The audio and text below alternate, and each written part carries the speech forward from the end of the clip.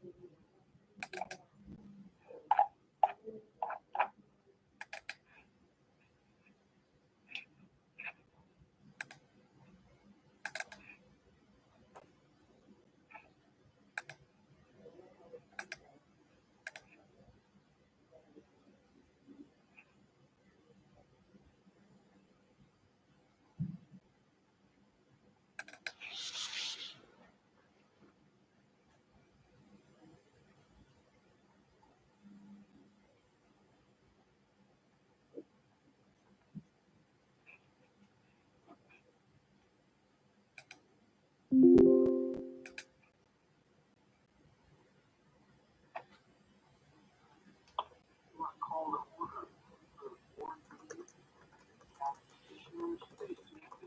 22nd, 2025, by Edward County Courthouse process.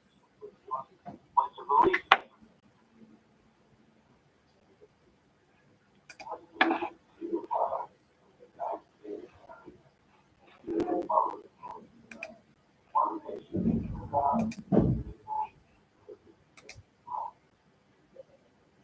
Thank you. Next, a motion to approve July 15th meeting minutes. I'll make a motion to go ahead and approve the meeting minutes, July 15th, 2025. Motion is second, all those in favor, say aye. We have something to add under business, agenda, that was deducted. Declaration of emergency, the damage for the doors at the jail facility. When the guy decided to take his own personal tour in his car, go through the gates, we need to get them fixed. So Matt will give that presentation. Anything else? No, we'll just want executive session. Okay, with that, Amanda, could you play the public comment recording? The purpose of the public comment period is to give the audience an opportunity to provide comments to commissioners regarding agenda items or other topics. It's official on-the-record communication geared toward giving information and opinions to consider in the decision-making process. While the commissioners welcome hearing from you, please note that the public comment period is not an opportunity for dialogue with commissioners or for posing questions with the expectation of an immediate answer. Many questions require an opportunity for information gathering and deliberation. For this reason, the commissioners will accept comments, but will not directly respond to comments, questions, or concerns raised during the public comment period. Audience members who wish to speak should raise their hand to be called upon by the chairman, or virtual participants use the raise hand feature. Come to the podium, or virtual participants unmute your microphone when called upon. State your name and address for the record. And after speaking, write your name and address on the record sheet. Virtual participants do not complete this step. To allow every participant an opportunity to be heard, public comments will be limited to 3 minutes per speaker. The chairman will indicate when your allowed time has elapsed. In the interest of running an orderly meeting, we ask that you do not duplicate comments made by a previous speaker. Instead, please simply confirm your agreement with previous statements. When appropriate, the commissioners may refer an item identified during public comments to the county administrator for further action. Please note that if a speaker intends to give commissioners any records of any kind as a part of a presentation, the records must be handed directly to the clerk of the board for distribution. Okay, anyone here in Prosser wishing to come before the board? Anyone here in Prosser? I don't see anyone in Kennewick. Anyone online that you can tell? Hands raised? No hands raised? No. You can see? Don't know one. Oh, actually, Jim Atkins just raised his hand. Someone just walked in. Who's that, Robert? Jim did? Yeah. Go ahead, Jim. Take your name. Good morning. Jim Atkins, Prosser, Washington. I just have a comment. I brought this up last week regarding the dangerous dog ordinance. And first off, I said previously that the whole thing should be online, the ordinance and the changes, instead of at the bottom. The change was information concerning the application can be obtained at the Benton County Prosecuting Attorney's Office by calling this number. You should have the whole thing posted, red line changes. It does two things. It gives everybody the opportunity to read it and without getting calls to their prosecuting attorney's office, and then, using people's time to send emails or however they wanted to do it. And this is really not just on them. I'd say this is on the commissioners as well, because you should be making sure things are thorough. And that's all I have. Okay, thank you. We'll do better. Anyone else you can see? No, that's it. Okay, with that, I'll close public comment and take a motion for the consent agenda. Move to approve the consent agenda items A through P as in Paul. Second. We have a motion and a second. All those in favor say aye. Aye. Those opposed, nay. The ayes have it. The motion passes. We're going to public hearing. The first one is the one that Mr. Atkins mentioned, and that's the amending ordinance 234, section 25, and ordinance 659, section 13, and Benton County Code 2.2025 relating to potential dangerous dogs. Go ahead. Good morning. Morning. I've got Josh Castilleja here in case you have any technical questions. And Josh is the manager down at the canine shelter. We're asking to amend Benton County Code. We recently had an issue where an individual was found to be in violation of this section. We were notified that we can't have both a civil penalty and a criminal penalty in the same section. So we're asking the commissioners to amend it to break the two consequences or penalties into two different sections.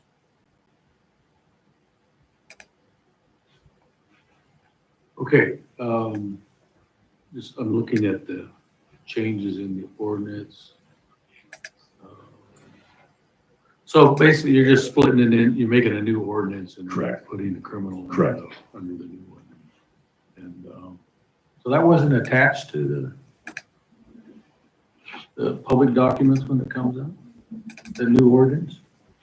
Yeah, so I think the document that Mr. Atkins is referring to is the notice for the public Oh, hearing, the but then notice. the actual documents that get reviewed by our process get published with the agenda on With the Thursdays. agenda, okay.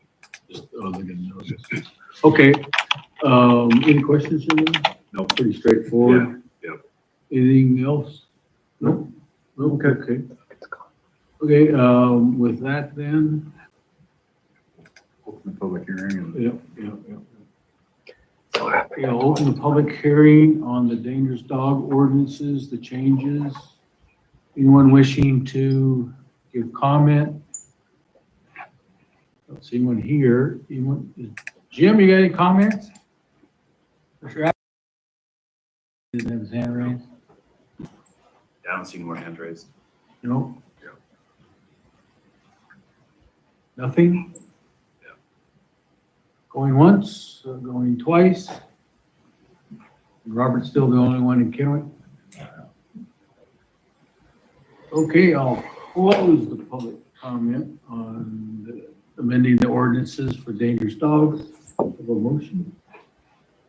Move to approve the ordinance amending 234, section 25, ordinance 659, section 13, and IBCC 2.20.250 relating to potential dangerous dogs. Second.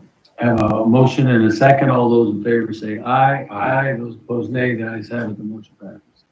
Thank you. Okay, thank you. Thank you. Next, a public hearing on amending the ordinance 442, section 9, and the Benton County Code 5.14090 relating to a response to public records request. So again, good morning. It's not uncommon for the county's public records officers to get multiple requests from the same requester, often in the same day. What we're asking the commissioners to do is amend the section that would allow public records officers to queue the requests in the order in which they were received. So then the public records officer would work on the requests in the order that they were received. Right now, they're working on multiple requests at the same time. Now, we're From the still same person. from the same person. So we're still going to work with the requesters to see if they would like to prioritize the request, but it allows our public records officers to work more efficiently and to work on those that were received first and just work through a process. And again, we're trying to make our system as efficient as possible. Okay, any questions? Sir? Okay, I'll open the public hearing on amending the ordinances relating to responses to public records requests. Anyone here in Prosser? Anyone in Kennewick? Anyone with their hand raised on WebEx? Yeah, I don't see no hand raised. No, Yeah, no hand raised. nothing, going once, going twice. I will close the public hearing on amending ordinances relating to the response to public records requests. A motion, please? Move to approve the ordinance amending 442, section 9 and BCC 514090 relating to response to public record requests. Second. Have a motion and a second. All those in favor say aye. Aye. Those opposed, nay. The ayes have it. The motion passes. Thank you. Thank you. Next scheduled business, authorizing Benton County Sheriff's Office Financial Administrator to sign a grant award for the wellness. Morning, Commissioners. Go ahead, Lieutenant. So what you guys have before you is, we're looking for approval to enter into a contract with Washington State Criminal Justice for the wellness grant. This grant is the same grant that we've had a few years over now. So kind of a little bit of backstory to it. You guys are all pretty well aware of it. We initially started to evaluate the lack of our wellness program, then implementing it and developing it, receiving training from specialized folks as far as what to look for, how to improve our program overall, all these different things that we've done over the years. This year, their drive was towards physical wellness.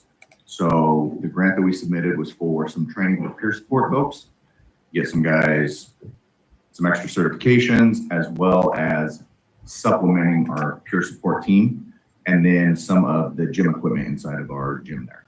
And so the grant was trimmed back a little bit to try to spread out the wealth, and they've done that over the years. They cut back a little bit on the training, but supplemented full for the gym equipment. And so what you guys have there is $17,500 in the grant. We're just looking to enter into the contract with them and move forward with buying those things. Any questions? Is this the same one that you presented to us a couple weeks ago? So a couple weeks ago was to, it was probably more than a couple weeks ago, but yeah, so that was for submitting for the grant. Yeah. We were awarded the grant. They have a really quick turnaround on this grant. So yeah, Because I remember you talking about the Yep. equipment last time. Yep. So it's, yep, same one. We were just awarded it. It trimmed it back a little bit from what I originally proposed, but yeah. okay. Ready Ready for a motion? Yep. I move to approve the contract between Benton County Sheriff's Office and Washington State Criminal Justice Training Commission for the Officer Wellness Grant in the amount of $17,500 and authorize Benton County Sheriff's Office Finance Administrator to digitally sign on behalf of Benton County the Officer Wellness Grant Law Contract number K15. Wow.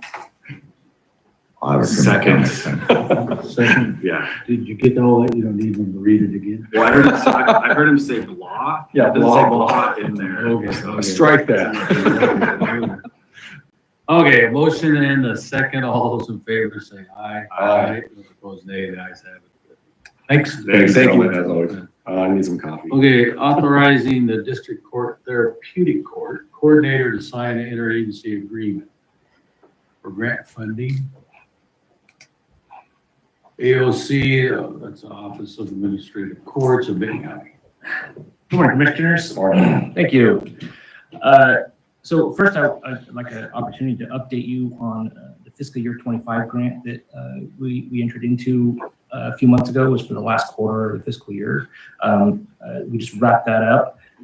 We were awarded $20,500 from AOC to provide financial assistance for recovery housing, out-of-pocket treatment expenses, and purple alcohol monitoring for our DUI participants. We ultimately ended up expending a little over $18,000 of that $20,500. We just requested reimbursement for that, and those funds went to provide assistance to 23 participants for recovery housing and treatment, out-of-pocket treatment services. They were very grateful for the assistance, especially for the housing component when they're in their early stages of recovery, expecting them to carry employment with all their expectations of our program. They're in treatment 3-4 times a week, random UAs throughout the week, counseling appointments, court appearances, case management, self-help meetings. When they're in their early stages, it's really important to give them the ability to get that stability under their feet before they put forth the extra effort to get employment. So this is really helpful for a lot of them. That being said, at the April 29th Commissioners meeting, when I brought that to the Commissioners requesting approval to sign that contract, I also requested permission to apply for a fiscal year 25 grant, or 26 grant, excuse me, which was basically a copy of the previous grant, same services. We were ultimately, we requested $55,000 for fiscal year 26, and we were awarded the full amount. We were very conservative with our request. The AOC had some pretty big budget cuts, so we knew there was going to be a big ask from all the other therapeutic courts around the state.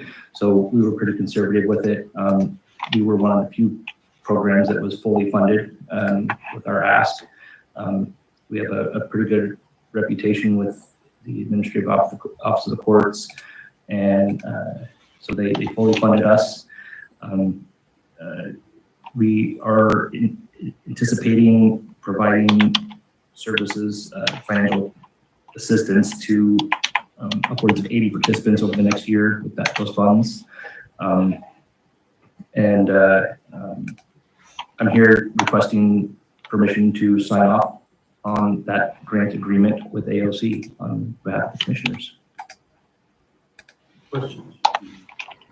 Nope. No, well, that's good. I mean, yes, they gave you the full amount. Just thought came and begs the question, if they cut some of the budgets in Olympia, what the heck they spend all that new money on? Maybe it was raises negotiated under secrecy. I don't know, maybe. Okay, a little side note there. Have a motion, please. Move to approve the resolution authorizing the third court coordinator to sign the grant agreement for funding under the Washington State Administrative Office of Courts for Benton County Courts for fiscal year 2026. Second. It's therapeutic court. I know, but I have a dry mouth right now. I can't say it that way. Okay, yeah. It's a mouthful. It is. All those in favor say aye. Aye. Those opposed, nay. The ayes have it. Motion passes. Thanks, Ryan. Thank you, Commissioners. Have a good day. Thanks. Good work on that stuff. Yeah. Next, Mr. Well, well, you're on this next page. You can come up. Yeah, we'll take it. I was just gonna get Matt's little thing out of the way. Oh. Okay. Oh, yeah. You want to do your deal? We do it after the finance. Oh, yeah, after the finance. Okay.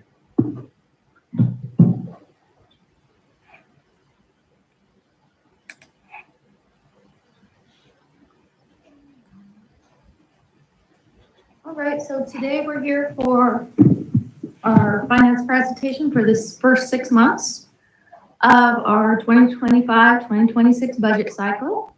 So we are basically 25% through the year, and I usually give a quick update so we can let everybody know we're on track. These sheets will be posted on the website basically as soon as we're done here. But when I present, today I'm presenting on the general fund and the public safety tax fund. And when I present on the general fund, I generally take out the ARPA grant. And the reason for that is the ARPA grant has 12 million in the general fund still, and it's all one-time money, and it kind of skews the numbers. And so we take it out so that we can see a true reflection of where we actually are at without it. Okay. So let's start with revenues. So like I said, we should be 25% through our budget cycle on revenues. So on property tax, far right column, we're 27% received. That would be right because we get property tax twice a year. Local retail sales tax, we're at 18%. So sales tax comes in 2 months behind. So 2 months behind would be about almost 17%. So we're ahead on sales tax. Good news for us. So after 4 months, we're about 560,000 ahead on our goal for sales tax. When your sales tax goal is 34 million, 500,000 isn't very much, and so we're just happy that we're given the other government entities, throughout the state, we're happy that we've met our goal. We budget very conservatively in this area. So total taxes are 24%. Licenses and permits are at 29. Intergovernmental revenue is at 24. So things are looking good. Goods and services. Go down here to our miscellaneous revenue. We're at almost 50%. So miscellaneous revenue basically is interest. And so we had a couple things happen here. Interest is higher than, say, we budgeted. But also we have 12 million in ARPA grants sitting in the general fund that we had budgeted that we were going to spend in January, February, and we haven't spent them yet. So we get to keep that interest. So What's that been designated for? behavioral health and Recovery. juvenile justice center is 8 million for juvenile, 4 million for. Are we getting close to the time? The grant, we have to have all the funds expended by the end of 2026. We're Okay. on track to have that Okay. pretty much expended by the end of this year, so we'll be ahead of schedule. Okay. I'm ready for that grant to be over because I've been reporting on it for 5 years. Right. I'm ready to not report, okay? Right. And so basically on our revenues, we're at 24.98%. Can we get any closer? Yeah, that's good. Do you have any questions on revenues? Anything there? No. Okay. On expenditures on the general fund, again, we should be at 25%. Looking down, everybody's doing pretty well. If I had to point anything out, Department 109, the coroner, is at 31%. But he also is in public safety tax, so he can choose to use autopsies out of either one. So, and we'll have that same situation with OPD. Department 115, non-departmental, is at 43.63%. So non-departmental is our one-time things like operating transfers out to other funds. And I do those once a year. Why do them each month? Just do them once a year. And so, so for example, we pay juvenile out of there. We pay, other funds that were election reserve, for example, fairgrounds. So other than that, everybody's pretty darn close. And so I really don't need to bring attention to anybody. We're at 23.99.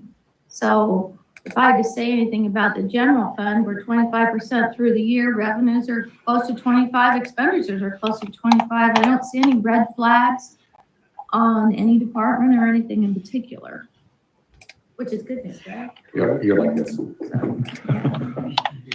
Any questions there? Nope. You want to add anything to that? Okay. Public safety tax, always a hot topic. So, public safety tax revenues. it's a sales tax. It comes in 2 months behind. We should be at basically 16 to 17%. So compared to our goal, we are a whole $47,000 over our goal. So I would say out of a $22 million budget, we're just right on target, okay? And of course, miscellaneous revenues, interest, so it's a little bit higher than we budgeted. So we're not 25%. This fund, we should probably only be about 17 because it's all sales tax. So it's right on target. A note as far as on target, well, I'll do expenditures first and then I'll tell you my little add-on thing. So expenditures, we should be at 25%. If I had to say anything, the 115 non-departmental is at 10%. These are our one-time things, and we are, for example, we paid a radio tower out of there. We're going to pay 911 emergency services out of there. So this is our section where we have our one-time expenditures. Was that Red Mountain or which one was that? We paid the Red Mountain radio tower out That's of what I that. thought, yeah. Okay. The gang-related contracts were also out of there, but the reason it's low is because, when we pay the 911 fee or our amount, it's usually just one big bill once a year. Okay. If you look down at the Sheriff Patrol, 121, they're a little high, but they just bought a crime victim vehicle, crime scene vehicle for 300 and some thousand. So they're still on target. Public Safety Administration at 4.6 cent is 7% is where we had our security budgeted, and we don't have that going. And Office of Public Defense is at 31.94. Again, they can choose to use public safety tax or general fund expenditures first, and they generally use public safety tax dollars first, and then it'll start to code their bills over to the general fund. Do you help them with that, Linda? Do you kind of help them guide through that to kind of balance that out a little bit? So they're not getting off kill? They've done it she's done it Oh, for okay, so so long she's that she's pretty good at it, right? Yeah. So overall in public safety tax, should be at 25 and we're at almost 23. So in my summary, if I had to say on public safety tax, we're right on target also. So good news, good news.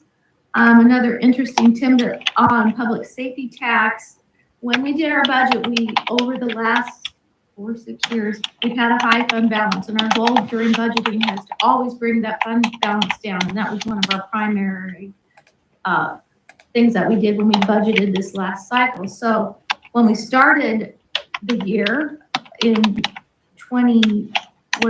we've had a decrease of $2 million over the last 2 years. So we're working on it. Our fund balance is down to 7.6 million. So slowly coming down. So we'll probably be at our goal, I'm guessing, by the time we do our budget next year at this time, or are pretty close to it. So, yeah, I'm following up a little more on the public safety tax. So as the commissioners know, we get some one-time dollars out of this, and we entered into an agreement not that long ago with all cities to fund a radio system replacement project, which is going to cost Benton County a little over $6 million over the next 10 years. We would like to use those one-time dollars to pay that loan and pay that down. The city of Richland took a loan and we're paying them back.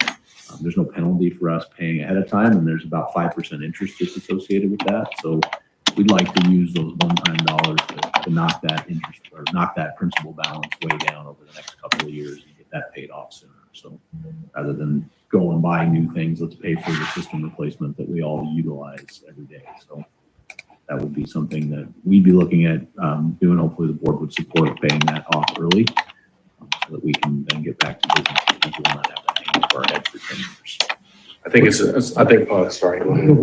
I think it's a smart use of funds right there. I know the BCS, Benton County Emergency Services, we actually were at the beginning not expected to pay as much, but how it came out between the big five, we had to come up with a little bit more money. I think Franklin County even had to come up with even more on this, how it was divided out. So I think this is a a very smart way of leveraging those funds to go ahead and do this so that we are a whole in the long run. So And there's a chance, we've been working for the last year on a task force to create a independent 911 emergency communications agency. If they are able to get a sustainable revenue stream, then that could take over those payments, so we could get our funds back, and then they could be utilized for something else. So How is that divided up between the five? equally. Equally? before that, it was not equally. We were paying a little bit less of a share. And it was out, there was three city managers, one county commissioner, the other administrator, county commissioner was not there. And so 3 against 1, it became even. So that's how it came out, right? That's how it came out. And then one other thing that we wanted to bring to the board's attention, I think commissioners are aware of this, but just so the public is aware, when we created this budget, we were waiting for final determination from the Washington State Supreme Court on the public defense caseload standards. We budgeted for the worst case scenario, but we utilized one-time money to get us through this budget cycle because we didn't know what was actually going to happen. And we were looking at some serious cuts if we tried to budget for the full effect of that going into it. So we decided let's use some one-time money, and then we can look at what, if the Supreme Court ultimately upheld those caseload standards, what those cuts would have to look like going into the next 2-year budget cycle. As the commissioners know, a couple of weeks ago, the Supreme Court did come out with a partial ruling. They addressed the caseload standards for the defenders. They have not addressed the second part of that, which is the support staff piece. We expect them to have a ruling on that here sometime later this year. But what they did is they basically prolonged the paying for everybody. They didn't reduce the standard, but they spread it out over 10 years instead of taking effect in 3 years. And so we're working with our public defense director to develop our plan to implement. We have to implement a 10% reduction in caseloads for our public defenders each year for the next 10 years. And so that first 10% reduction has to happen in January of 2026. So we are going to have to be able to pay for that. We can use those dollars that we had set aside to cover that one, but going into the next budget cycle, we're going to have 2 more 10% reductions, and we're going to have to find a sustainable revenue source, sustainable finance source for that. So if we don't see a substantial increase in revenues, we are going to be looking at some reductions across the board to make sure we can meet those caseload targets. 30%. And so, and also we will see what ultimately comes, because one of the bigger costs of that whole recommendation from the State Bar Association was the support staff. There's a huge number of support staff that needed to be added to the public defense office, which really balloons the cost of providing those services. But then we start getting into having to provide more space. We are estimating about 150 to 170 total employees in public defense once the caseload standard support staff were fully implemented. If the Supreme Court sticks with what they did, we're probably likely to see the same standard and it just be prolonged. But we'll see. I'm not going to try to predict that because we just don't know yet, but they tend to kind of follow their same methodology when they make those rulings. So we will have to plan for that over the next 10 years. We have an attorney here. So what could the Supreme Court do to Benton County that says, yeah, we don't like we're going to do our own standards? Do they create law? So, but the courts can't create laws. Yeah. We'll examine it closely. But in their ruling, we do have a little flexibility in that the Bar Association had they basically were assigning points to every case. In the Supreme Court's ruling, they left that to the local jurisdictions to determine what the points for each case type are.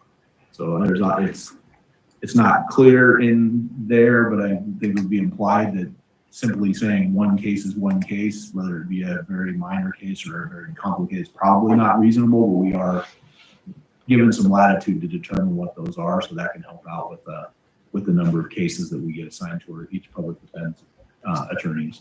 So basically, you have a little bit of flexibility that the PA does, with this OPD, and ultimately, I feel pretty strongly against this. I mean, you got people over there that have no clue on the financing, what the cost of city and county government is. I know that there was that big movement about defunding the police, and I honestly feel with that, you're talking 30% reduction, we're going to have challenges on that.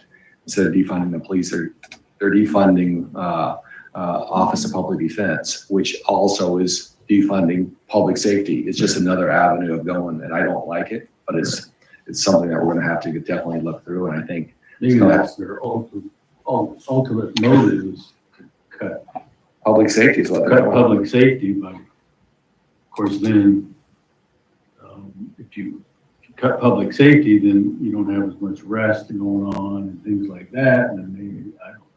It's just crazy. It seems like a cycle to me. It's not a good one.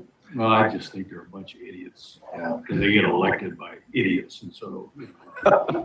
So That's my personal opinion. So we're gonna have some challenges. And I would tell that to them face if they ever had to show up here. But like I said, we're gonna have some pretty significant challenges coming forward as this compounds and stuff like that. That'll affect the entire county.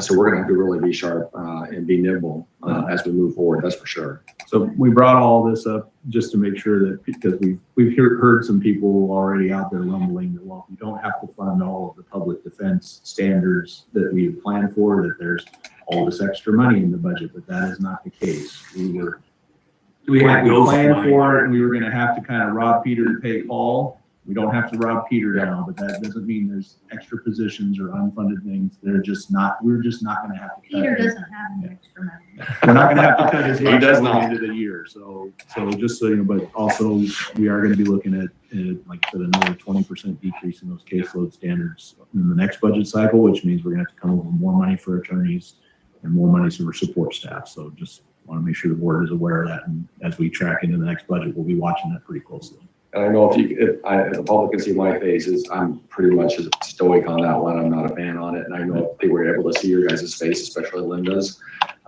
she's not smiling right now. She is right now because I'm smiling back at her, but it's not good. But we'll get through it. Like I said, we're gonna have to be more nimble. Any questions, gentlemen? No, thank you Thank for you. the presentation. Okay, move on to the declaration of emergency. Yeah, so as Commissioner Delvin alluded, we had an unwelcome guest in our detention facility on July 8th. A gentleman rammed his Toyota Corolla through our two large security gates, and then after he got done with that, proceeded to drive it through the larger roll-up door to our salad port, causing basically the two gates are completely destroyed, and the salad port door, because of its age, there are not replacement parts available, so it's basically completely destroyed. And so because of the risk that we have there with now having the secure yard be open, people can't come in and out to drop off prisoners, they have to go around, and we have a temporary gate there. We declared an emergency on July 8th to waive the competitive bidding requirements and expedite the repair of that. That's all pursuant to the Benton County contracting and purchasing policy, gives county administrator or myself the authority to declare an emergency, but then that has to later be ratified by the Board of County Commissioners. This would be in compliance with our policy. Just so the board knows, we have two contracts that we're finalizing now, one for the gate replacement and one for the door replacement. We're estimating the total cost of the repairs to be a little north of $250,000. They're very expensive gates and doors, just because of the nature of how they work, the security, the high speeds, and the durability. They're a lot more than people would think. So we expect to have those contracts ready to go this week. Under the purchasing policy, Jared or I are authorized to sign those on behalf of the commissioners, so we'll get those expedited and get those repairs underway right away. Just looking for the board to ratify that emergency declaration, so you should have a motion. Is the guy in jail? Well, yeah, we picked him up. He came back in after he drove through the gate. He hopped out of his vehicle, ran around, and walked inside of the salad port facility. Oh, really? So we were happy to invite him the rest of the way in. I'm bummed you didn't bring pictures. I haven't had a chance to go down there and take a look at that yet, but yeah. I move to approve the declaration of emergency in Benton County, waiving the competitive bidding requirements to replace the damaged gates and Ride-Tech garage door at the Benton County Corrections Facility. I'll second it. Motion and a second. All those in favor say aye. Aye. Those opposed, nay. The ayes have it. Motion passes. Is Rytech the brand? Is that- Yeah, I've never heard Rytech's a that brand of, they're a high-speed roll-up door. Okay, yeah, I've never So heard instead of your standard garage door, that it moves about 3 times that before. speed. Okay. So it's very important for the Sally Port. They Yeah. need to have, they can't sit there and wait for those doors to close. It's a security risk. Okay, thank you. Other business, Commissioner McKay, we'll start with you. Don't have anything. No? I have 2 items. One is gonna be in reference to the Ben Franklin Health District, Ben Franklin Health District. One of our meetings, staff and Franklin County Commissioners were there along with myself and Commissioner McKay. They were talking about maybe changing the bylaws to currently how they stand, whether it's for commissioners or non-electeds. They're looking at potentially changing that. I understand the resolution they created over there in Franklin County. I get their point. I respect them on their position, but also at the same time, I know we're always gonna follow federal, state, and local law. I listened to the attorney over there that represents the health district. They were against it. I've read through the resolution. I've done some homework. I've talked to staff. My position on it is I'm gonna vote the way it is. I'm not gonna change anything. And then I guess Franklin County, once again, stated if it didn't go their route, potentially they would give 6 months notice. They could give 6 months notice to the health district. They were telling the staff that, and then go on their own. I'm looking at the big picture, and that's why I'm gonna ask you a question. I got the second thing is, you gotta look at the micro, but you look at the macro side of those things. If our 2 Benton and Franklin County separated, services most likely because of limited funding would go down. A lot of those individuals, and there's a lot of people that go there are low income or indigent. If they don't have those services there, then they will go to the emergency rooms. They will go to other hospitals and stuff, and that would just even put more burden and more time that you'll have to wait in emergency rooms, et cetera, more cost. So I'm looking at the big picture versus just the small picture.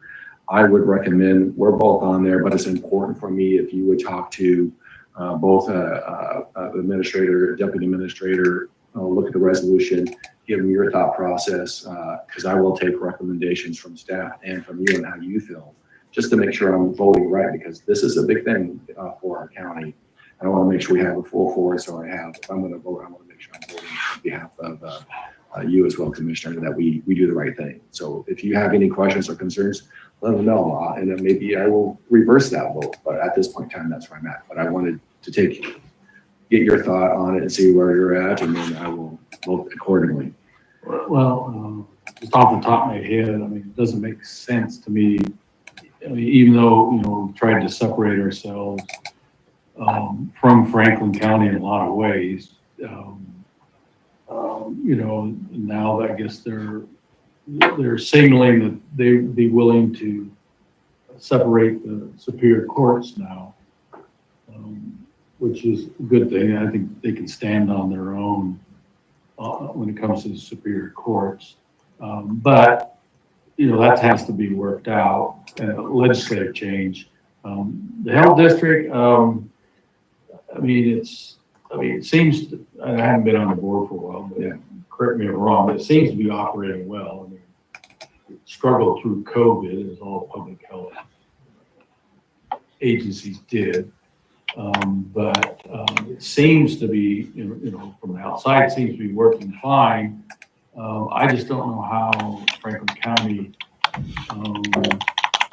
they get a lot of, based on their population and demographics of their population, they get a lot of, I think they can apply for federal funds where we can't, in the sense of like the nurse family. That's all federally funded on Franklin. Where they go, yeah. We use our public safety tax to fund Benton County because we don't qualify under the federal guidelines. So, it'd be interesting for them, for someone, or maybe the health district is thinking about doing or has done it, just to break down from how much the health district would lose based on population size. I mean, a lot of it's tied up in one county or the other. I don't know if there's joint programs, but I recall that, again, using the nurse family partnership is that's based on their they get the federal funding, Benton County doesn't, and when there are other programs within that district that they get the funding, because, you know, we have to spend, the health district has to spend the money on Franklin County residents. We have to spend our money on Benton County. So that'd be interesting to see a split of the revenues, how that would go. Yeah. Between if we do split.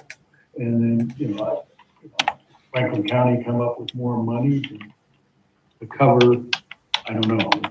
I mean, it's an interesting dynamic. Like I said, I think it comes down to the voting. You know, if us two commissioners vote one way and they vote, and then let's say, once it gets made up of 8 people, we all interviewed the 4 individuals that were the non-elected. There's a doctor, there are pharmacists, there's all different types of people within there. They had to have specific groups that we could interview for. I take responsibility, just like every other commissioner should take responsibility for interviewing, making sure we had the right balance on that commission or that board. But at the end of the day, what I felt, and Commissioner McKay, feel free to chime in on that, was that if 2 commissioners or 1 commissioner and the majority of the rest of the board voted on something and they voted no against it, and that, like I said, I respect their opinion, they voted no against it, they just didn't like it, that it affected their county as much as our county. They didn't, does that make sense? So they want to. yeah, well, yeah, but I mean, and I get that they could split and then try to build their own board, who they want on their board, but they still have to meet the state law on the non-elected qualifications. But it begs the question, splitting the health district, that seems like a financial decision. Yeah. I mean, that's maybe ask the health district attorney, is that considered a financial decision? Then the non-electeds don't get the vote. It's just the 2. So it's a 2-to-2 vote. Yeah. Well, what happens when a 2-to-2 vote? And it is, when it comes down to licensing, permitting, and budgeting, those type of things like that, Right. that goes down to the board. And I believe if it's a tie vote, then I'm not sure how that works. You were the chair before, if the chair gets to go ahead and do the extra 1 or whatever. But overall, I think, like I said, we gotta look at the big picture. Yeah. Services will be potentially reduced, and that hurts everybody, just not the people that got Right. going to the health district. Mhm. Okay, moving on real quick. Okay. I'd like to go ahead and see if we would do if you guys are willing to go ahead and do a workshop in reference to our lease, potential lease agreement with the Fair Board. I've met with them like 3, maybe 5 times, probably 4 or 5 times. I've also met with individuals from the Fair Board with staff, and, you know, Tom, both Matt and Jared. I know you guys had some concerns about the financials. I think I've looked at that. You have to pull the emotional side away and look at the business side of things. I'd like to go ahead and kind of give you my review on that and have them go over the contract and lease to see all the bullet points on the lease, what makes sense, why, how it was created, those type of things. So we have a good dialogue and see this, which way we're going, and just have an open, honest conversation. You're good? Yeah. So if you guys are good with that, we just get staff together, put a time together, and we'll make it work. I think it'll be more relaxing having all 3 of us sit up here in the diocese and just kind of go at a table, and one of our here or in Kennewick can just have a pretty. Are you gonna open it to public comment or just? No, you know, Staff? just staff and us, and I think that'll be the way to go. This is like kind of what we did in Richland. We had workshops every month. Mhm. Is we just set staff there to keep components of staff. I think the 2 administrators, maybe Jeff Altman, there's a couple questions on that, Tom, and then us, and I think we go over the bullet points of the contract, what concerns us, what's not, how we can fix it and move on, and he was a pretty integral part of the contract. as well. Okay. Okay, sounds good. That's all I got. I don't have anything. Anything, Mr. Josie? Mr. Spencer? Ken? Working on, as we're spending all these funds down on investment, interest is going to go down all. We're cautious on how projects are going, right? Right. You need a heads up to move money. Right. Judge? No? Okay, we have one executive session, a review of performance of a public employee. I'm getting Alvarez-itis or something. Can't speak. I know, I need some water. 5 minutes. So 5 minutes will be an executive session for that review of a performance of an employee. It is now 9:49. So adjourn, or not adjourn, but Eddie.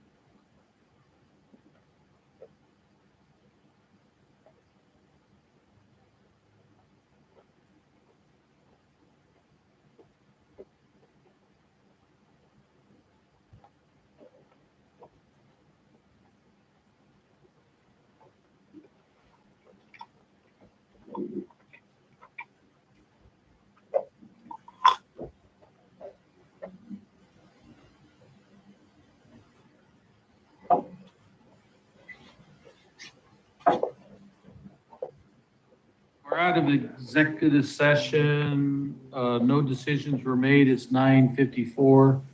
Of a motion. I move to approve the salary request form for Anna Segovia Salgado. Second.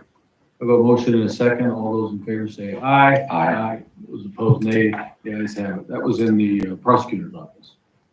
Okay, with nothing else before the board, do the order, meeting adjourned. Have a great rest of the day. Thank you.